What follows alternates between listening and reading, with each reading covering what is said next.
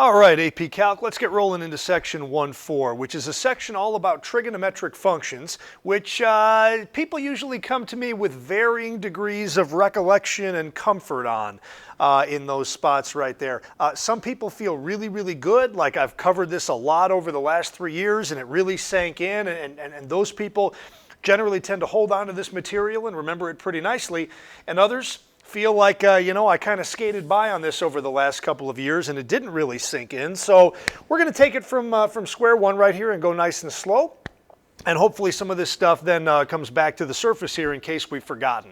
So before we go any further in trig, we need to talk about what it is fundamentally that we are doing here. And just about everything we cover in trigonometry involves the concept of angles and measuring those. And so let's just take a moment right now and remember the two main ways of measuring angles right here. This is no different, everybody, than understanding that feet and meters are really different units that measure the exact same concept. Those are both units of length. Well, here when we're talking about degrees and radians, we're talking about two different units, but both attempting to measure the same thing. So all we really need to know about degrees, everybody, is that one complete circle is equal to 360 degrees. And that's not one that people need a whole lot of reminding about. The reason for that, everybody, this is one that sometimes escapes people, it doesn't get explained as well as it should have, goes back to the old way of thinking about things scientifically when people used to think, the prevailing wisdom, was that the Earth stayed stationary and that the sun revolved around the Earth. And back in earlier calendars, and I should know this better than I do, but I think in a lot of, like for example, South and Central American calendars, they used to believe that there were 360 days in a year.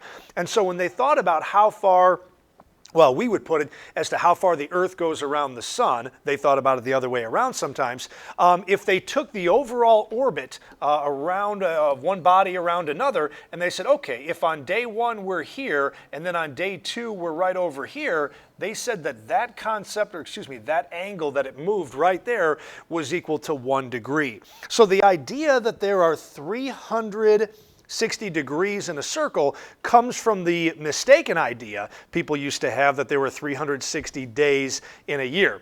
Regardless, we've stuck with that number ever since. And 360 is a weird number out there, guys, but it actually works out really well for a lot of the math that we do when we get into things like angles of interior and exterior angles and regular polygons, because 360 is a composite number that has a ton of factors. It's evenly divisible by 1, 2, 3, 4, 5, 6, 8, 9, 10, not 11, 12, 15. It goes on and up from there. So there's a lot of different ways to divide that up, and it works out pretty nicely. Now, when we're talking about radians, this part right here is something that most people are able to understand here, that one complete circle, when we're measuring it in radians, is equal to a number here that's going to be 2 pi in terms of radians there. We'll talk a little bit more in a few moments about why that's the case, but somebody decided then to use a different system to measure degrees, really to make circumference and arc length problems a little bit easier than what we had in the past. Now, everybody knows this symbol right up here, that little superscripted, it's not even a 0 or an O, but that's the symbol we use for degrees. There is no symbol, this is important for people to understand, there is no symbol that we use for radians. A lot of people mistakenly think that pi is kind of like a unit or kind of like a symbol for radians. That is not the case. It is entirely possible, although unusual, you guys, to have something weird like a whole number of radians. 2 radians or 5 radians or something like that. So the pi is just, like it always has been for us, a mathematical constant right there, and we would have to multiply 2 times an approximate value of pi to come up with a decimal version.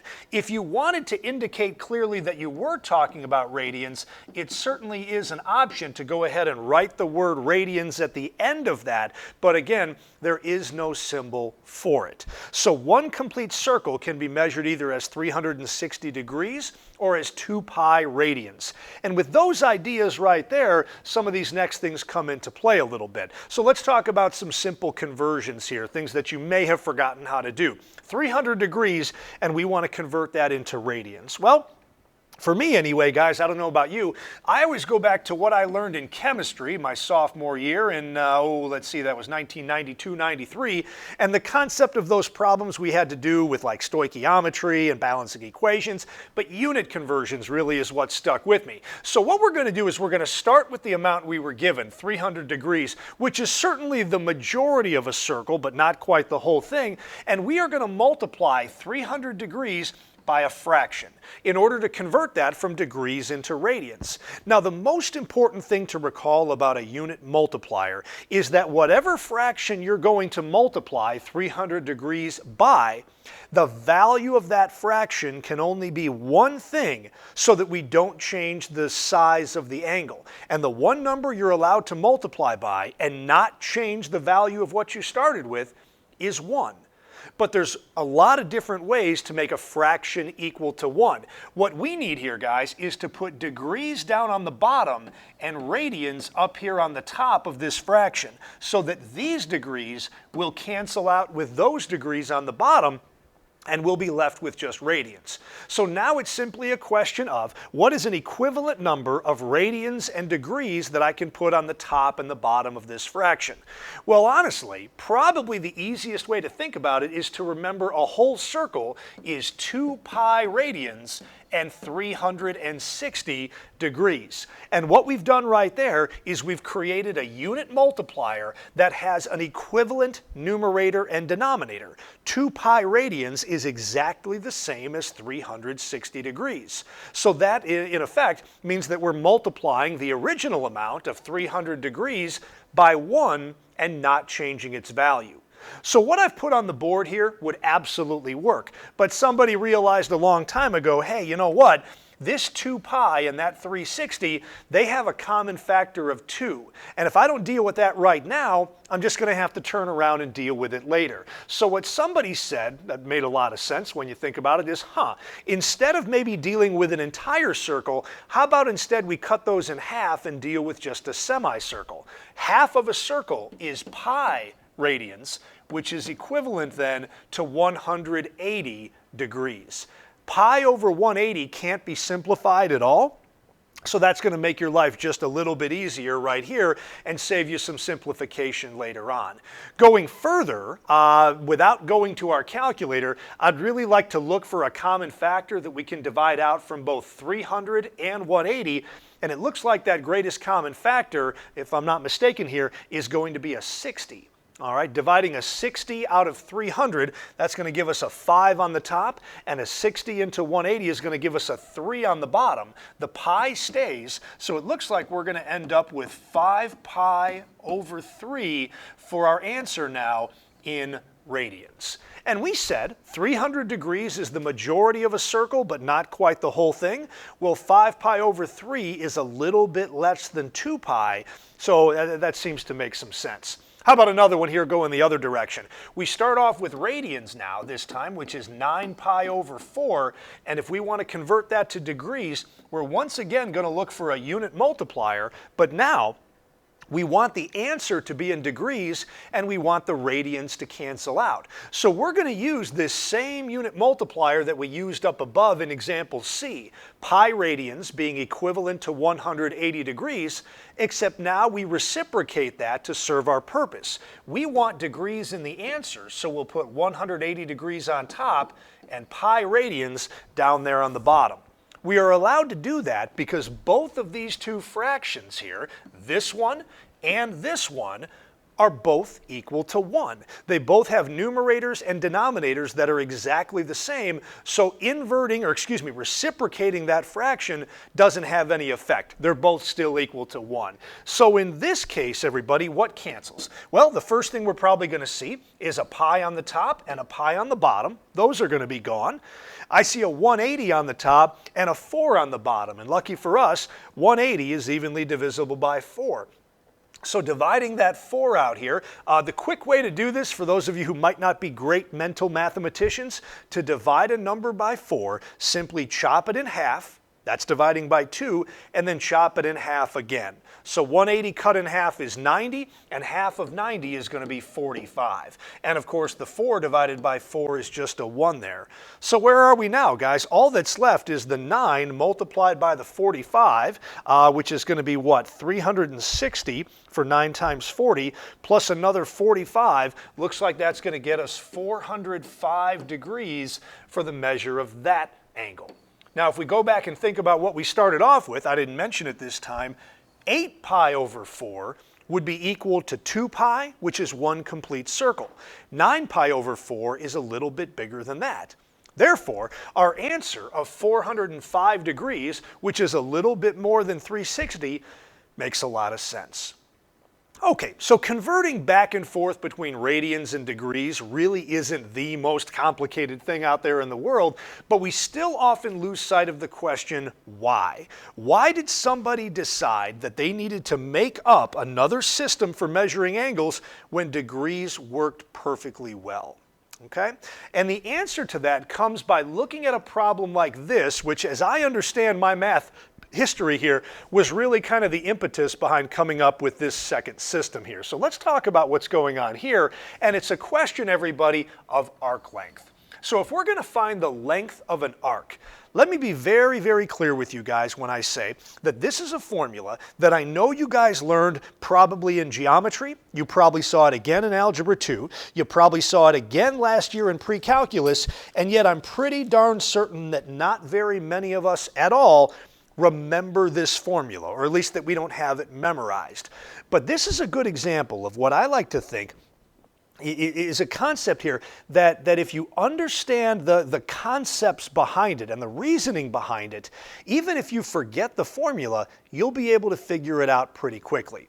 The first thing we need to understand here, everybody, is that arc length is simply going to be a portion of the circle's circumference. So the first thing we need to know before we go any further, guys, is the formula for circumference, and this one I do hope you have memorized, is 2 times pi times the radius of a circle.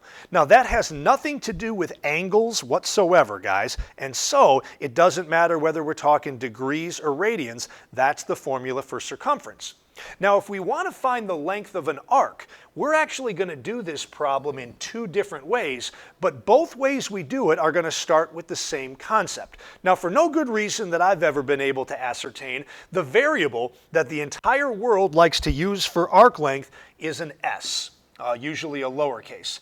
And the formula for arc length works this way. We just got done saying that arc length is a portion of the circle's circumference. So 2 pi r, and notice I'm leaving some space here, guys, 2 pi r would give you the distance all the way around the circle. But we don't want the entire circumference of the circle, we only want a portion of it. So what we're going to do is we're going to multiply that circumference by a fraction. And like you've always learned about fractions since probably 3rd or 4th grade, it's the part out of a whole. And so the entire circle is made up of 360 degrees. But the portion of the circle that we want, everybody, well, that's going to change from problem to problem, so I'm going to put a theta there. Now, just in case you have forgotten over the last couple of years, theta is a Greek letter, and it's one that in math and science we almost always use strictly as a variable representing an unknown angle. If you wanted to put an x there, you certainly could, but the cool kids in college are going to laugh at you if you don't know how theta works. So a little bit of geometry refresher here, guys. The theta can represent either the measure of your central angle, which in this case right here is 60 degrees, but it might always also be something different, but it also is the degree measure of an arc on the outside of the circle. Okay, that's one thing from geometry maybe you remember and maybe you forgot. The measure of your central angle right here in degrees is equal to the degree measure of that arc. And so if we go back to this formula here in black, 2 pi r is the circumference of the entire circle, and theta over 360 is the part of that circle that we want. All right, so let's go ahead and let's do this problem over here on the left-hand side and see what happens. If we're looking for arc length, our theta, the measure of our central angle here, is 60 degrees. We put that over 360, and we multiply this now times 2 times pi, and in this case, we have a radius of 6 inches, so we'll put that right there. And let's see what finishes up. I gave you guys a pretty easy problem here, so not too bad. The 2 times pi times 6 is going to give us a circumference of 12 pi inches. But the 60 over 360 right out here in front becomes a 1/6. So actually, that 1/6 and that 6 cancel each other out completely. And we end up then with 2 pi. And the only thing I like to talk about at a moment like this is units. The degrees of 60 and 360 canceled each other out. The 2 and the pi didn't have any units at all, and our radius had units of inches. So our arc length here is 2 pi inches. And that's the answer, guys. It's not going to change at all. But I wanted to do this problem a second way to indicate to you guys why it was that somebody decided to develop another system. The formula for coming up with arc length in radians starts with the exact same concept as what's going on right over here. So once again, arc length is a portion of the circle's entire circumference, which is 2 pi r, but we don't want the whole thing, we just want part of it. So once again, we multiply that by a fraction. And once again, that fraction is the part that we want out of the entire thing. And the part that we want is still the measure of our central angle, which is still theta. But now maybe you've thought ahead and you know where this is going now.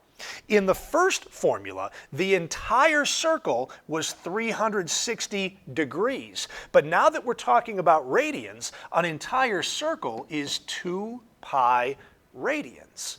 And now if you look at what happens here in this formula, guys, there's a factor of 2 pi in the denominator and a factor of 2 pi in the numerator, which cancel each other out completely in every single case, regardless of what theta or r happen to be. So the 2 pi's are completely gone, and we simply end up then with this formula, one of the easiest formulas you will ever encounter in higher level math or science, that arc length is simply equal to theta times r. Now, everywhere I've ever seen this formula, people write the r first, so it's r times theta. And that is the simpler formula for arc length, everybody.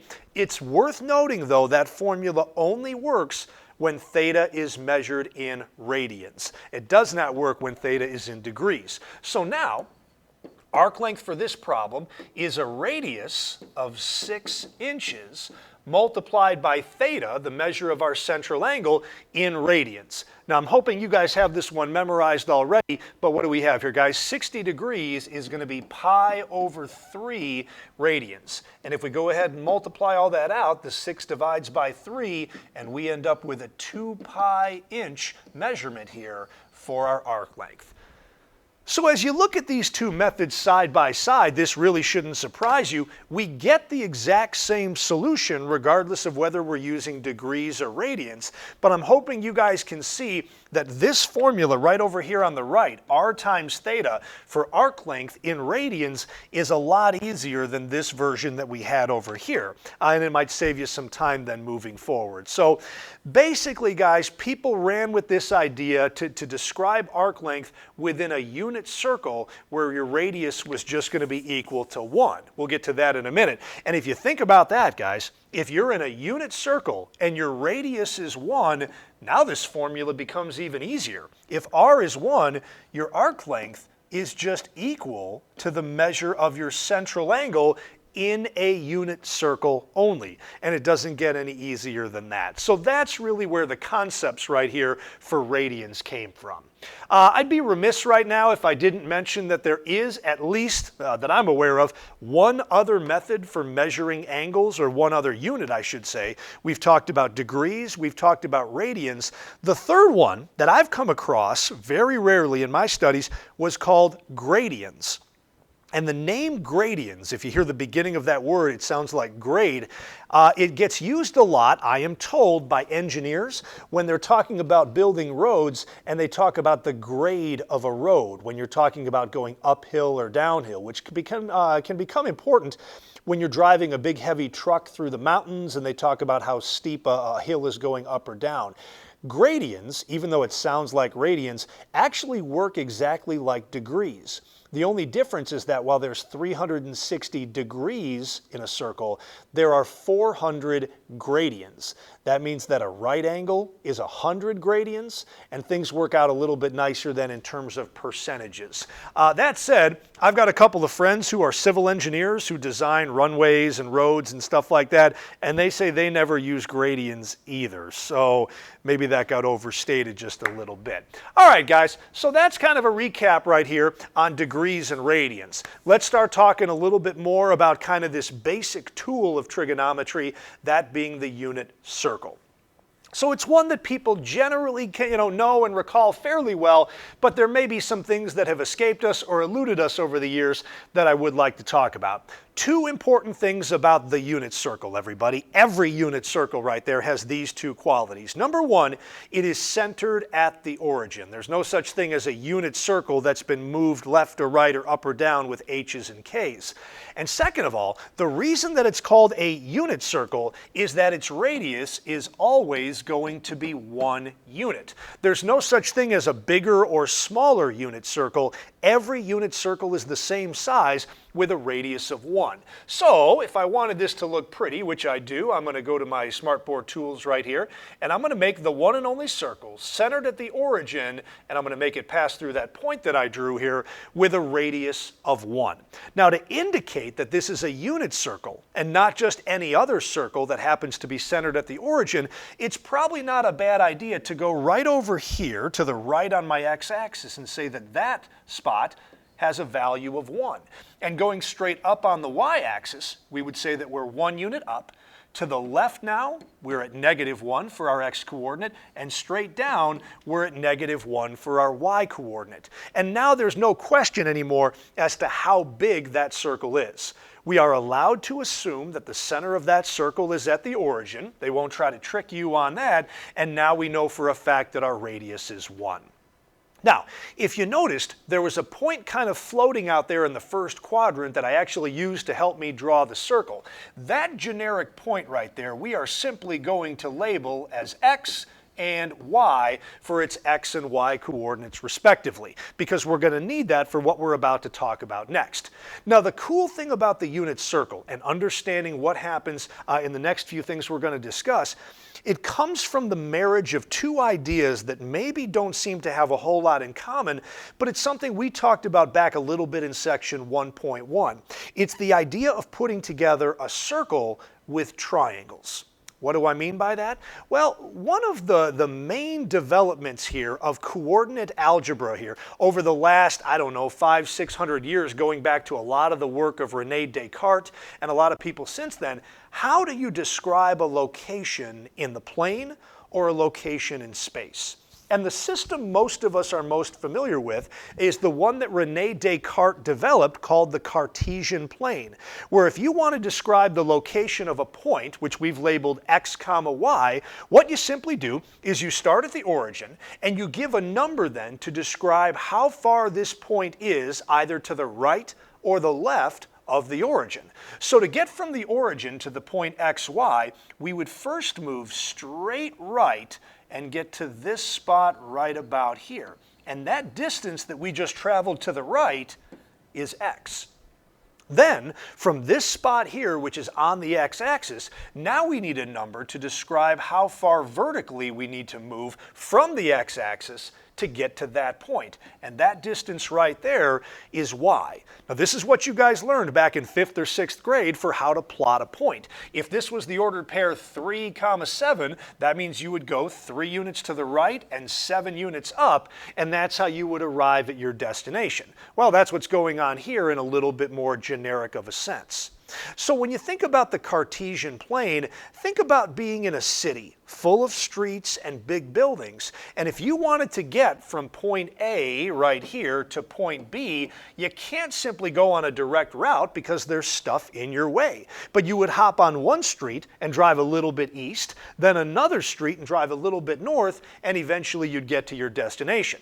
But of course, if you were a bird, and you wanted to get from a building here at A to a building there at B, you don't mind going over things. So the phrase "as the crow flies" means that we would go on a straight path right there, everybody, from A to B. Now that segment that I just drew in red, you will recognize right away as being a radius of this circle. So we're going to go ahead and label that piece right there as an R. Now, a couple of other things to discuss before we move on. Should have mentioned this already. Assuming that our city was laid out properly, our streets are going to be either parallel or more importantly, perpendicular to each other. So we've got a right angle formed right over here in the corner of that triangle. That's hugely important, guys, because now we're talking about a right triangle, which opens up a whole world of possibilities to us. And the only other thing you're going to see me discussing in just a second is the inclusion of the angle theta. And as I think you guys have learned over the last couple of years, theta is always going to be the angle that's formed in between the positive x-axis, this ray right over here, and then the radius itself. So this angle here, everybody, is going to be theta. So now what I want you to notice is that we've created here within that triangle, within that circle, we've created a right triangle. The legs have a length of x and y. The hypotenuse has a length of r. We have one right angle, and then theta is the measure of the angle formed between the positive x-axis and the radius or the hypotenuse. So with that in mind, everybody, this is how you can relearn or redevelop these three ideas just in case you've forgotten them over the last couple of years. First of all, the sine of an angle theta. All right, everybody, going way back to geometry 3 years ago, you guys learned SOHCAHTOA and learned that sine was opposite, don't write this down, I'm going to erase it in a second, opposite over hypotenuse. That is still 100% true. But going along with that, that's why you also learned the unit circle definition of sine of theta. From this angle right here, where theta is, your opposite leg is y and your hypotenuse is r. So y over r is an alternate definition here for the sine of theta. I would say that what we have right here, you guys, is more the geometric definition, more the physical definition, and what you have here is kind of more the analytic or the algebraic definition here. Frankly, at this level, we prefer the second way of looking at it. Sine is equal to y over r, but let me be clear, it is still 100% true that sine is opposite leg over hypotenuse. I'll show you in a minute the problem with sticking with this definition stubbornly and where this one can come in a little bit more handy, but I'll get to that in just a second. Okay, so our definition of sine of theta is y over r. Cosine of theta, which is adjacent leg over hypotenuse, just ends up being x over r. And lastly, tangent of theta, which you learned in geometry as being opposite leg over adjacent leg. Okay, tangent then, our opposite leg is going to be y and our adjacent leg is going to be x. So these three definitions here, let me get rid of that one, guys. Those three definitions are going to be handy for you to know moving forward. Okay? Now I did mention just a second ago, is there a better spot to bring it up? Yeah. Let me warn you right here, guys. The reason why these XYR definitions are a little bit more useful, when I drew a point, which I called B right here, and had an X and a Y coordinate, it formed an actual triangle. But if I was going to ask you guys to focus on this point right over here, if I were to ask you to actually draw the triangle that connects the origin to that point, you end up drawing something that's not a triangle at all. It's really just a line segment. That's all that happens when theta is equal to pi over 2 radians. And so with that red line segment, there really is no such thing as an opposite leg or an adjacent leg or a hypotenuse. But we do know at this point here that our x coordinate is 0, our y-coordinate is 1, and that our radius, because this is a unit circle, is still equal to 1. And now if you wanted to know the sine of pi over 2, your definition of y over r, or 1 over 1, still applies. Your cosine definition of x over r, which would be 0 over 1, that still applies, and the cosine of pi over 2 is 0. And your definition of tangent of theta, y over x, would be 1 over 0. That would be undefined. That would apply as well. So those 4 quadrantal angles, sine, cosine, tangent, SOHCAHTOA, really doesn't work well at those angles. So that's why we probably want to think of it in those terms. All right, everybody, let's move along here. Now that we've talked a little bit more about the unit circle, let's find the values of those 6 trigonometric ratios here, given a particular value of theta, which is 7 pi over 6. Now, I would hope, everybody, that if we really knew what was going on right here, we'd be able to do this without drawing it out. But my guess is that we're a little rusty right now, so it might not be a bad idea to actually discuss what's happening. So we've got ourselves a unit circle here, looking something like that, and 7 pi over 6. Let's think about the way that works. Again, things that I'm hoping you guys have memorized here, but pi over 6, everybody, is equal to 30 degrees. We could do the conversion on that if we wanted to, but I'm hoping you guys know it. And what that means, everybody, is that we would start going around this unit circle in steps of a size of pi over 6 or 30 degrees. So my first quadrant in its entirety is 90 degrees. So that jump right there would be 1 pi over 6. There's 2 pi over 6, and that point right there would be 3 pi over 6. Keep going now. 4 pi over 6, 5 pi over 6, 6 pi over 6, which of course is just equal to pi, which is 180 degrees, and 7 pi over 6 is 30 degrees past that. So we are down here now, guys, in the third quadrant. This is the angle here of 7 pi over 6.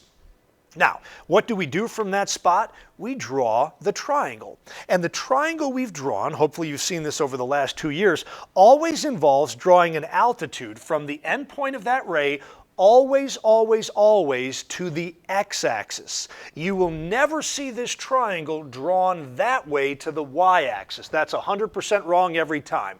We always go to the x-axis, and I use the word altitude because it always forms a right angle. Now, the significance of this angle right here, you guys, 7 pi over 6, the fact that it has a 6 in the denominator tells us that this is one of what I like to call the sweet 16 angles. There are 16 angles on the unit circle, everybody, that we can ask you for the trigonometric values of that you can do without a calculator. There are the 4 quadrantal angles at 0, pi over 2, pi, and 3 pi over 2. And then there's 1, 2, and then the third one here at pi over 4 within each of the 4 quadrants. So that's how you get those 16 angles. The key to being able to do this is to identify what type of triangle you're dealing with, and we've already answered that. We said that each jump right here at pi over 6 was equal to 30 degrees. That means that this angle right here is 30, that arc is 30, that makes this a 30-degree angle right inside this triangle here. That's our reference angle for a third quadrant triangle. And so with that in mind, we've just identified, everybody, that the triangle we're dealing with is a 30, 60, 90. The reason the sweet 16 angles are ones you can find is because they all create special right triangles, either 30, 60, 90s or 45, 45, 90s. So with that in mind, and I didn't draw this very big, but I'm going to redraw this triangle a little bit larger as a 30, 60, 90 kind of sitting on its side, everybody. There's your right angle, here's your 30-degree angle, and of course there's your 60-degree angle. And the only thing we know right now, everybody, is that we drew this on a unit circle, so our radius here is equal to 1, and I'm going to put that there as well. Now, there is a little more to it than just that. I'll get to that in a second, but let me run with it right now. I am hoping that you guys have memorized at this point that in a 30, 60, 90, the short leg the one opposite from the 30-degree angle, is always going to be half the length of the hypotenuse. That's just something you guys were supposed to pick up at some point over the last couple years. So since we know our hypotenuse is 1, I'm going to go ahead and do half of that, which is just 1/2, for the length of the short leg. The longer leg, the one opposite from the 60-degree angle, is always the length of your short leg right here multiplied by the square root of 3. So 1/2 times the square root of 3 simply becomes the square root of 3 over 2. I don't think I'm telling you guys anything that you don't know right now. These are part and parcel quantities here of what we do in analytic trigonometry, and you've been doing it for the last 2 years. So with that in mind, everybody, let me get rid of that angle right there. We now know the coordinates of this point right over here. Its x-coordinate, the distance from here to here, is negative root 3 over 2. Negative because we moved to the left of the origin. And the y-coordinate here is going to be a negative 1/2, negative because we moved down below the origin. And it should not surprise anybody that this point right here that we're discussing is located in the third quadrant.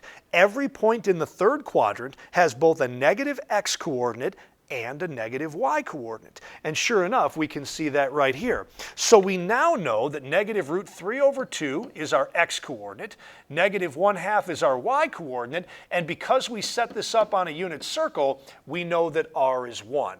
So knowing our values of x, y, and r, nothing we're going to do here should be all that difficult. Let's get started, guys.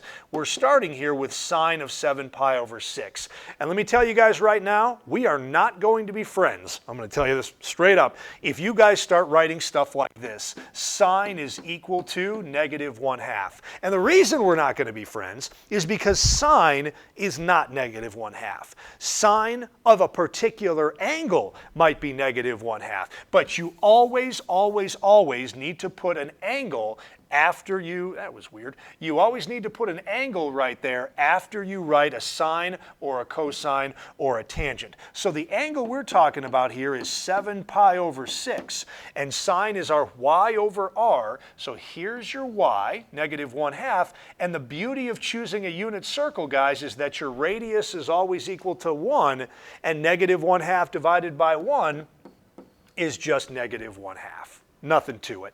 Okay, cosine of 7 pi over 6. This one is going to be x over r. So now we're going to look at this x coordinate right here and divide it by that radius. So our sine of 7 pi over 6 is going to be negative root 3 over 2. Third one here, the tangent of 7 pi over 6. This one isn't quite as easy because when we think about tangent as being y over x or sine over cosine, we'll get to that in a second, you end up with this, guys. It's a negative 1/2 divided by your x-coordinate here of negative root 3 over 2. Now, if you take the time to do the math on that, it's negative 1/2, and instead of dividing by a fraction, we multiply that by the reciprocal of negative 2 over root 3. The 2's cancel, the negatives cancel, and we end up then with a number I'm hoping you remember, 1 over root 3, and then when you rationalize that by multiplying both the top and the bottom by root 3, you get root 3 over 3. So that's a number you may or may not recall from back in the day for when you're taking the tangent in a 30, 60, 90. But of course this problem asks us for the values of all 6 trig ratios. We're only halfway home, but that definitely was the harder part. So let me move all of this here just a little bit, guys, to give myself room to space this out. If we really wanted to be thorough about this, I'd kind of make like a table here looking something like this. The reciprocal of sine, everybody, not the inverse, but the reciprocal of sine is cosecant. So the cosecant of 7 pi over 6 is simply going to be the reciprocal of our sine value here. Instead of y over r, this is now r over y, and that one is going to become negative 2. The reciprocal of cosine, you'll recall, is secant. And so that's simply going to be the reciprocal of negative root 3 over 2. That is going to be a negative 2 over the square root of 3. And in the old way of looking at things, we would rationalize that denominator by multiplying the top and the bottom by the square root of 3. to get negative 2 root 3 over 3. Now that we have fancier calculators these days, you guys, that's not quite as important as it used to be, but that's one you'll still see back in the day. And the reciprocal of tangent is going to be cotangent of 7 pi over 6. And that's the reciprocal of our tangent one right here. I don't want to go through all the work on this again. Let me look at the result here. When we did all this, we ended up with 1 over the square root of 3. And when I reciprocate that, this works out nice and easy here, guys. The reciprocal of that just ends up being the square root of 3. So these are some numbers that I'm hoping you guys remember from the last couple of years with sine, cosine, tangent, and the reciprocals of some of the basic trigonometric angles out there. Okay, moving on from there, let's take a look at another problem that's similar to the one that we just did, but works a little differently. This time, instead of giving you one of the 16 special angles, they didn't give you the angle here at all. They never said what theta is. But what they did is they gave you one of the 6 trigonometric ratios here. The sine of theta is equal to 2/3. And, for a reason you may or may not remember, they also told us that the general location of theta was in the second quadrant. And we're supposed to come up with the values of the other 5 trigonometric ratios given these parameters right here. Okay, so let's talk about what's going on right here. There's an important reason why they had to give you this second piece of information here. First of all, they told you that the sine of theta is equal to 2 over 3. Now, those are not numbers that you should be remembering from back in the day, everybody, in terms of some of the nice numbers out there like 1/2 or root 3 over 2 or root 2 over 2.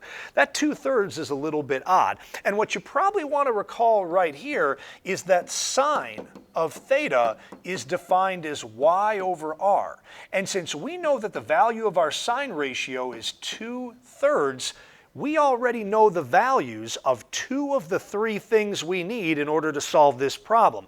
If we look at the denominators of these 2 fractions, we have an r on the bottom here, and our r is 3. So that tells us right away now, guys, that our radius here on this problem is 3. That means that at least the way we're setting it up, we're not necessarily dealing with a unit circle where your radius would be 1. We also know then, looking at the numerators, that the y-coordinate is 2. You do need to at least consider the possibility, everybody, though, that instead of both of those numbers being positive, they might actually both be negative. Negative 2 divided by negative 3 would still simplify to the same value of 2/3 that we were given. But there's a quick way of knowing that that is impossible in this case. And it has to do with r, everybody. R is the radius of your circle, or the length of the hypotenuse in your right triangle. R always has to be positive. X's and Y's can be negative or positive, but your radius always needs to be positive. So the idea of r and y both being negative will not work here because r can never be negative. That means that since sine of theta was positive, both of these 2 numbers have to be positive, and we've already got the 2 that we needed. We know that r is 3, we know that y is 2. What we don't know, and we're going to need, is the value of x. Well, to figure that out, there's something I probably should have mentioned before when we started looking at this diagram here again. But lucky for us, everybody, I don't think it's something that you guys need a whole lot of refreshment on. And that would be that we are dealing with a right triangle in the middle of this figure, and you know the lengths of both of your legs and of your hypotenuse. And what ties together the lengths of all 3 side lengths within a right triangle? That would be the Pythagorean theorem.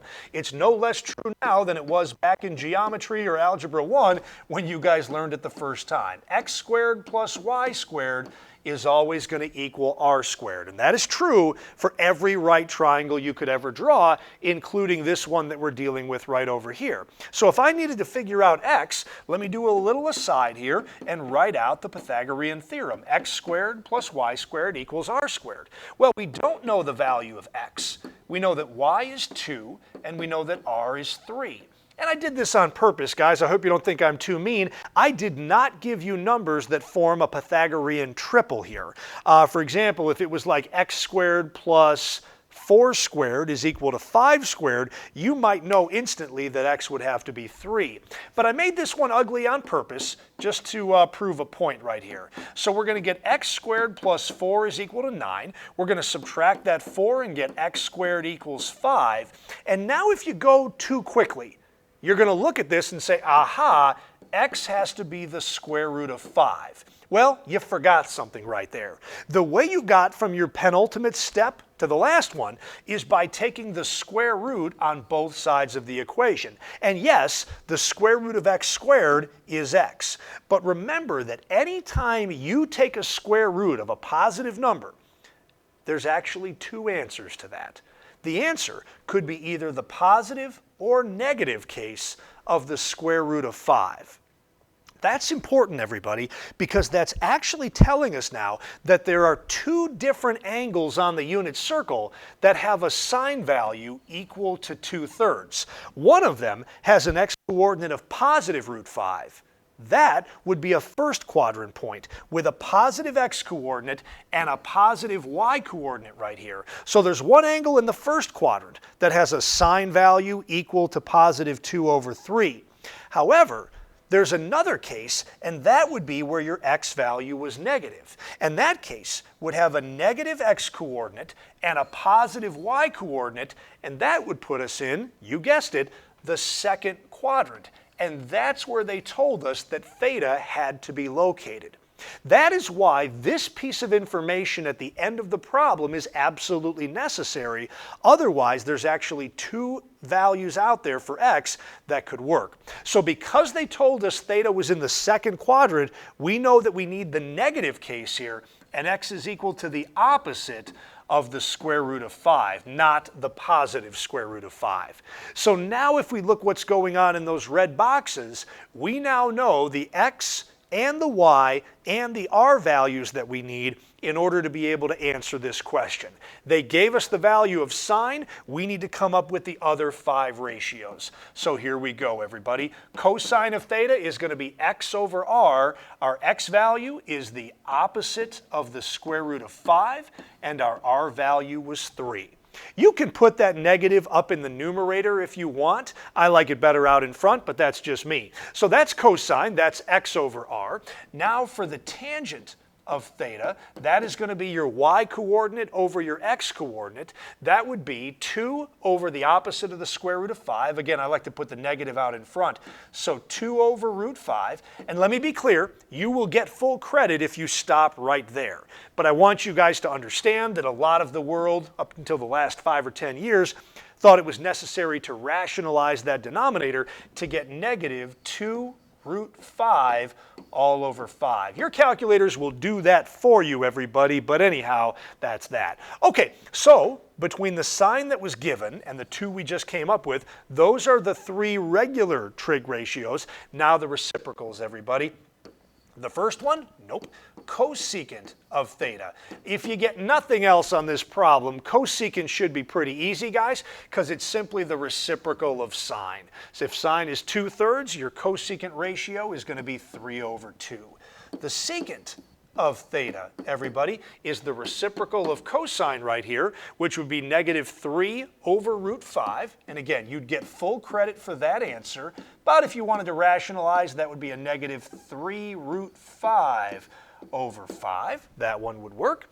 And the last one, everybody, cotangent of theta, the reciprocal of tangent. And again, it doesn't make a whole lot of sense to reciprocate this mess because you would just have to rationalize anyway. So if you can, go back to the unrationalized version and reciprocate that. And the reciprocal of negative 2 over root 5 is going to be the opposite of the square root of 5 all over 2. So notice, everybody, if I look at these last 2 problems side by side, look at how my answers are written a little bit differently. In example A, I included the angle, the 7 pi over 6, in every one of my answers. But in the second part, guys, in example B, we never found the value of theta. Now there is an angle out there in the second quadrant whose sine value is equal to 2 over 3, but it's not one that we can express rationally or in terms of pi. It would just be a god-awful angle, and we don't have to find it, so we don't want to. We're just going to leave it at that.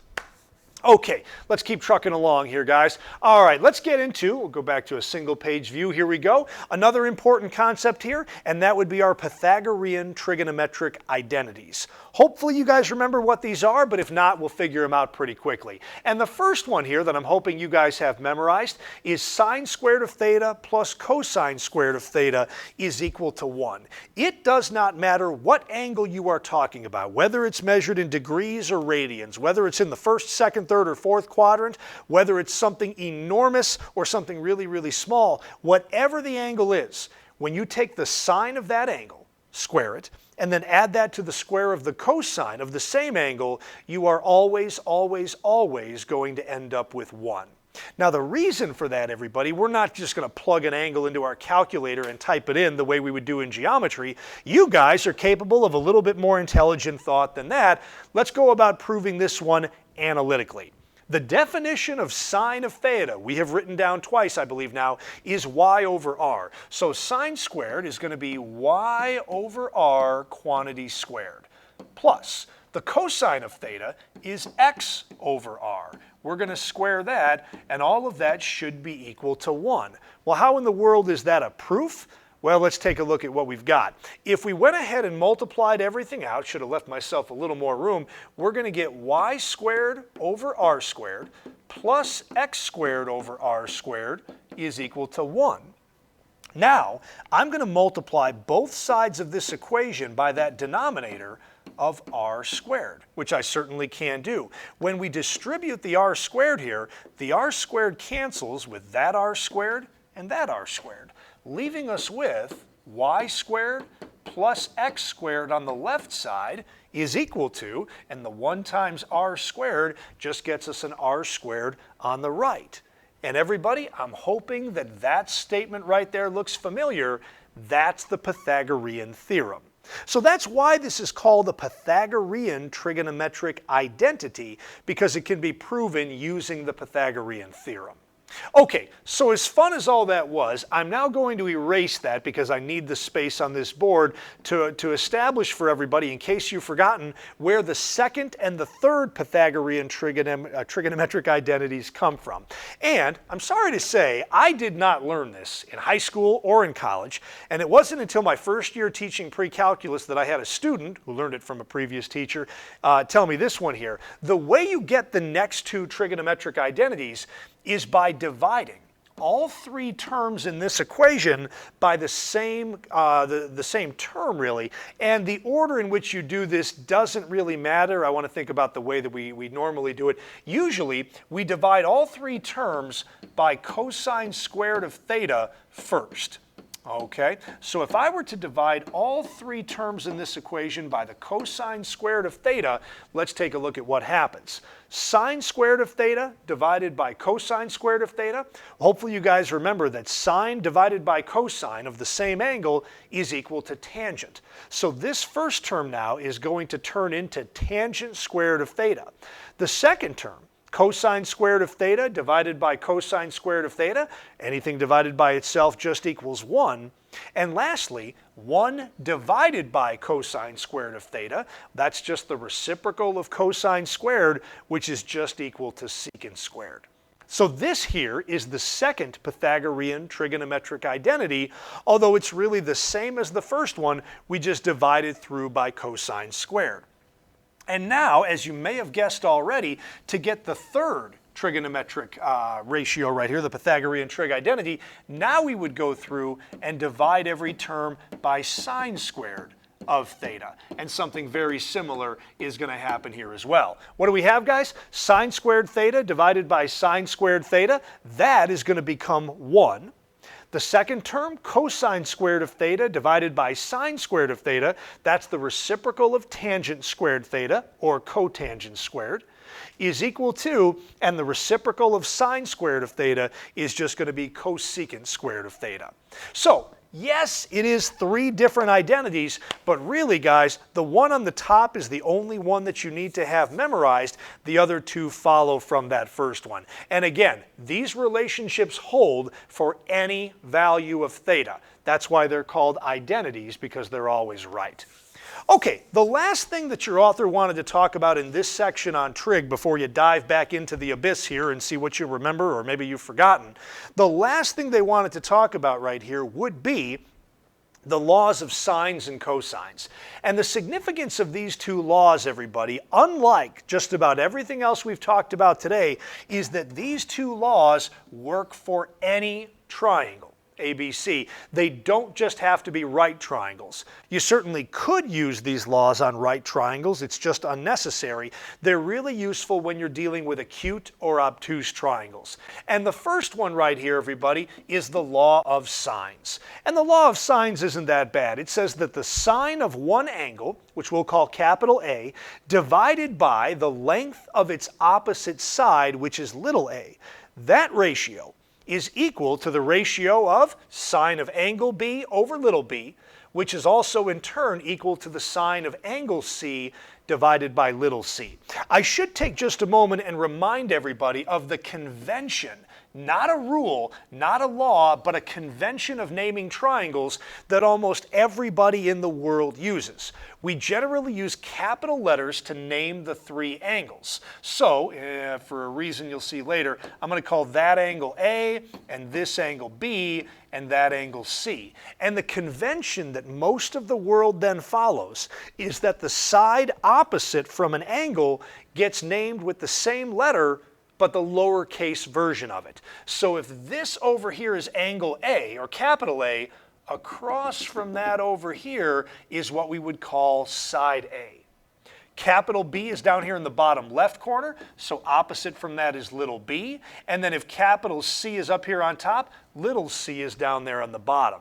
That is where everybody's known version of the Pythagorean theorem, a squared plus b squared equals c squared, comes from, and it works as long as you understand that capital C has to be the right angle. Otherwise, that whole thing gets thrown out the window right there. But okay, so with that in mind, there's the law of sines. Now, I'm going to explain this a little more in just a moment, but for now, we might want to jot that down.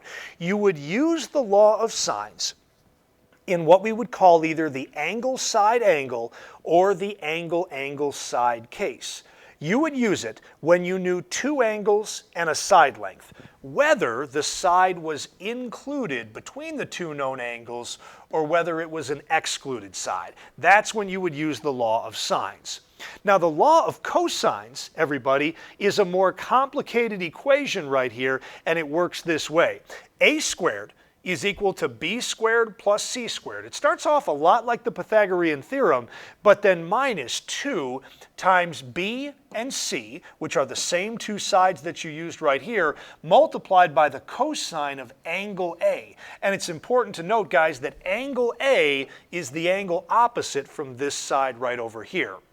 Now, if that seems slightly familiar but not quite right to you, let me reiterate here that there's actually no rule out there that says that A or B or C has to be the longest side. So you might have learned the law of cosines starting this way. C squared is equal to A squared plus B squared. And in that regard, it's identical to what you thought the Pythagorean theorem really was. But you'd keep going now, minus 2, and now we would multiply by these two sides. So 2 times A times B times the cosine of the angle opposite from this side over here, which would be cosine of angle C. These are two different variations of the same law, and they're both true. And of course, there's a third version as well, which begins with b squared, but I'll leave that one out.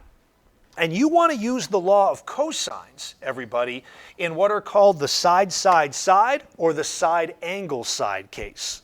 So what does that mean? If they gave you all three side lengths within a triangle and no angles, you would need to use the law of cosines in order to solve it. Or if they gave you the measures of two sides and the measure of the one included angle between those two sides, that also is when you would use the law of cosines. Now, I'm only going to do one example with you guys because I think that's probably good enough, but if questions come up on homework, I'd be happy to take more time to talk about them then. So let's find the measures of all of the angles in a triangle with sides of 15, 19, and 21. And I can tell already, guys, I'm going to need my calculator up here in just a second. This is not a problem you can solve without it, and I don't think I have that ready to go. So I'll fire that up, so hopefully when we need it, we're ready for it. Now, back to this problem right over here. It's a question of the law of sines or the law of cosines. And let me go ahead and make a mistake on purpose you guys might want to see as a way of kind of understanding what it is that we're supposed to do. So we have a triangle with side lengths of 15 and 19 and 21. There we go. And I'm going to go ahead and I'm going to name my three angles. A is what we usually name the smallest angle, which would be opposite from the shortest side. C would be the biggest angle, opposite from the biggest side, and B would be the one in the middle. Now, if you didn't quite get what I said on the last slide and you tried to set this one up with the law of sines, you're going to run into a brick wall right away. Let me show you what I mean. The sine of one angle, let's say the sine of angle A, divided by the length of its opposite side, which is 15, would equal the sine of a second angle, that might be B, divided by the length of its opposite side, which would be 19. The problem, and I'm hoping you guys see it right away, there are two unknowns within this one equation. Both angle A and angle B are unknowns, and no matter how smart you are, calculus students, you cannot solve one equation with two unknowns in it. But because we were given the length of all three sides, this is what we call the side-side-side case. And as I said a moment ago, everybody, the side-side-side case is an example of when we use the law of cosines. Now, my advice to you guys would be this, that in a case like this, you always start off by finding the biggest angle first. That is because it's possible that the biggest angle here is obtuse, and the law of sines will not always get you an obtuse solution, but the law of cosines will. I know that if there's an obtuse angle in this triangle, and I don't think there is, but if there's an obtuse angle, it could only be angle C because 21 is the biggest side. That means that we're going to try to find angle C first by starting with side C. 21 squared is equal to, and now it's the sum of the squares of the other two sides. That's going to be a 15 squared plus a 19 squared minus 2 times the side lengths you just used, 15 times 19, multiplied by the cosine of the angle opposite from this side right over here. That's going to be the cosine of angle C. Now, this is probably the harder of the two law of cosines cases because the variable we're looking at is not isolated. It's over here on the right side within that whole equation. So we've got some work to do. Now, what I tell geometry and algebra 2 students here is to draw trays. We're going to do that, we're going to do this, and then we're going to do that. What people mess up all the time, everybody, in the law of cosines is they get the order of operations wrong. So let's see what we've got. No, I don't want to upgrade your software right now. All right, I wanted to do this, and let's run with that. All right, guys, so I'm going to just add a calculator page right here, and my left side of that equation was 21 squared, which everybody knows is 441, duh, gotcha, equals. Now, there's no need to do this separately. I know you guys know that 15 squared is 225 and 19 squared is 361, I think, but we need the sum right there, so let's get to it and not show off. 15 squared plus 19 squared is going to get us a total there of 586. That's the second tray. Minus, now I got to do this separately, guys, the 2 times the 15 times the 19. 2 times 15 is going to be 30. 3 times 19 is going to be 57, so that should be 570 times the cosine of angle C, but I better double check that. I'd hate to mess up in front of you guys, kind of. 2 times 15 times 19, yeah, it's going to be 570. Now, what people want to do all the time now is put these two things together and end up with a 16 cosine of C. You're going to run into a real problem if you do that, guys, and let me tell you why. You're then going to end up dividing both sides by 16, And you're going to get something like cosine of C equals, and I have no idea, guys. It's bigger than 20, it's smaller than 30. I'm going to guess 27 point blah, blah, blah. You're then going to undo that cosine by taking the inverse cosine. But what I'm hoping you guys remember is that the biggest cosine can ever be is 1. There's no such thing as an angle whose cosine has a value of 27. So that is going to be kind of an indicator that you have messed up and you have gone awry on the path to mathematical righteousness, everybody. What we needed to do instead here was simply subtract a 586 from both sides for starters. So 441 minus that 586, let me write that out, minus 586. I forgot to hit a minus there. Minus 586, there we go. That is going to get us a negative 145 over here on the left-hand side. Now on the right side, that cancels. Don't forget this negative here. We have a negative 570 cosine of C. Inverse operations, guys. The last thing happening to your C right now after the cosine is it's being multiplied by negative 570. So we're going to divide both sides by negative 570. Now that's going to be an ugly fraction. I don't even care what it is, so I'm not going to the calculator right now. Doesn't matter. That cancels with that. And we are going to get, I'm just going to leave it as 145 over 570. I do know that the negative divided by negative makes it positive. Equals, and then we get a cosine of C by itself. And the last thing we need to do now to undo the cosine is to do an inverse cosine on the right and balance that out with the same operation, inverse cosine, on the left. Inverse cosine and cosine cancel each other out, so we're going to get capital C equals, and we now need to type in the inverse cosine of 145 over 570.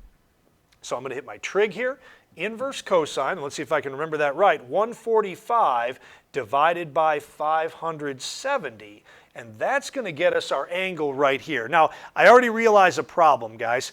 If you look up on my screen, I've got this thing right here that tells me that I'm in radians. And in just about every problem that we ever do where we're solving a right triangle, we want our calculators to be in degrees. So very quickly, everybody, you'll notice I'm in a document here and not a scratch pad. I am going to hit, boy, it's been a while. Let me see if I remember this right here. We're going to hit Menu. Nope, that's not it. We're going to hit the Home button right here. I lied. We're going to go to number 5, which is Settings, and we're going to go to number 2, which is Document Settings. And the second menu here tells me right now that our angle is in radians. So I hit my middle button, I go down to degrees, hit my middle button again. So I'm in degrees, and for the time being, since these are the types of problems you're likely going to be solving for a while, temporarily, I'm going to go ahead and hit Make Default. Okay, so it's going to change everything now to degrees. I want to go back to the document I was just on, so I'm going to hit number 4 for current, and now you'll see that up here in that upper right-hand corner, we're in degrees. So now when I hit enter, we should get an answer in degrees, and that's your calculator being a little bit too smart for its own good. It gave you the exact answer. I wanted a rounded decimal, so I'm going to hit Control Enter, and now it's going to tell me that that angle there is 75.262796256 degrees. Everybody, there's a convention of AP Calculus we need to get into from day 1, or whatever day this is. We always round irrational answers at this level to 3 decimal places. Always, always, always. So unless specific directions tell us otherwise. So this one is going to be 76.263 degrees. What do they say? 75.263. 75.263 degrees, and that is the measure of angle C. I thought it was possible that angle C was obtuse. Turns out it's still acute. Now, where do we go from here? We're supposed to find the measures of all the angles. So now it's time to find either angle B or angle A. And the nice thing about the law of cosines is that once you use it, you never have to use it twice within the same problem. Now that we know that the measure of angle C was 75 point whatever degrees it was, now we can use the law of sines. So the law of sines tells us to take the sine of an angle. Well, we just found an angle C of 75.263 degrees divided by the length of its opposite side. So we just found this angle, and its opposite side is 21. Okay? So the sine of that angle over 21 equals the sine of a second angle divided by its opposite side. Now listen, normally I would tell you to be careful on the order, but for me here it doesn't really matter. I already know that I found the biggest angle in this triangle, and that's the only angle that could have been obtuse. It wasn't, but it could have been. That means that angles A and B are definitely acute, and it doesn't matter which one we find. So I'm just going to pick the sine of angle A divided by the side opposite from A, which is 15. So now that we know the measure of one angle here, we can go ahead and set up the law of sines. Now, a lot of people want to cross multiply at this point, and that's certainly not a bad idea, but it's actually easier when you realize that the sine of A is just being divided by 15. It's much simpler just to multiply both sides by 15 in one step right here. Those 15s cancel, and that is going to leave us now with the sine of A is equal to, and this is a mess right here. There's no need to go to the calculator right now and write all that out. I'm going to just write it as a fraction. 15 times the sine of 75.263 degrees all over 21. And lastly, to get rid of the sine, we're going to take an inverse sine of the left side and balance that with an inverse sine of the right side. Now, the inverse sine and the sine cancel each other out, so we just get A equals, and this is a mess, but this is something I can put into my calculator in one big step. All right, so what are we going to type in, everybody? We're going to do inverse sine, so I go to the trig menu and inverse sine. I know that I need a big fraction, so I'm going to hit Control divided by, and that gets me the stacked fraction that I was looking for. My numerator here is 15 times the sine of that ugly angle we just came up with. Now, another convention we need to get into here right away, guys, is that we never type in a rounded decimal. This answer isn't exactly 75.263, that's just its rounded version. So to be as accurate as possible, and I need you guys to do this with me, you will lose points if you don't, we're going to hit Control and then the negative key, which has an ANS right above it. And that is using the last answer feature from your calculator. That is important, and I'm going to look for you guys to show me that level of precision. There's two reasons we do it, guys. Number one, it's more accurate this way, which is what I like. Number two, the reason you should like it, it's faster. Control answer is 2 keystrokes as opposed to 75.263, which is actually 6 keystrokes. And then down on the bottom, everybody, we were dividing all of that by 21. Okay, and when we hit enter now, we get the measure of angle A, which looks like it's going to be 43.692 degrees. 43.692 degrees for the measure of angle A. So, where are we, guys? We found the measure of C, we found the measure of A. Now the next thing we're going to do is come up with angle B. And I'm going to give you guys good news right here. If you're confident, which I'm sure you are, once you've found the measure of 2 angles, you can find the measure of the third simply by subtracting them from 180. But again, let's be smart about this. Watch how I do this, guys. I start with 180. Minus my last answer, so there's Control answer again, minus, and that's 75.263, I've got to go up, up, up. There it is. And once it's highlighted, I hit enter, and that's an automatic copy and paste down into the entry line. And I came up with a value for angle B of 61.045 degrees. And I want to talk about that, 61.045 degrees. One of the fundamental rules that you can never get around, you guys, when we are talking about triangles and the relationship between sides and angles, is that the biggest angle must always be located across from the longest side. As we look at this triangle, the longest side is 21.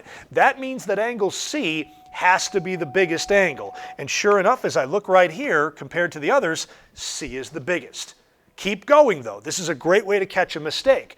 15 is the shortest side, so A has to be the smallest angle. And sure enough, as I look at all three, yep, A is the shortest angle. And then it's obvious then from that point, since 19 is the middle side, B must be the middle size angle, and sure enough, it is. That doesn't guarantee me that I got the entire problem right, but if that didn't work out, that would guarantee you that you got the problem wrong. Okay, everybody, what we just covered there is probably about 3 days worth of notes. So if you needed to pause that a time or two, don't feel bad about that. But that's all of 1.4. Let's see what we can do on that homework and let me know if you guys have some questions.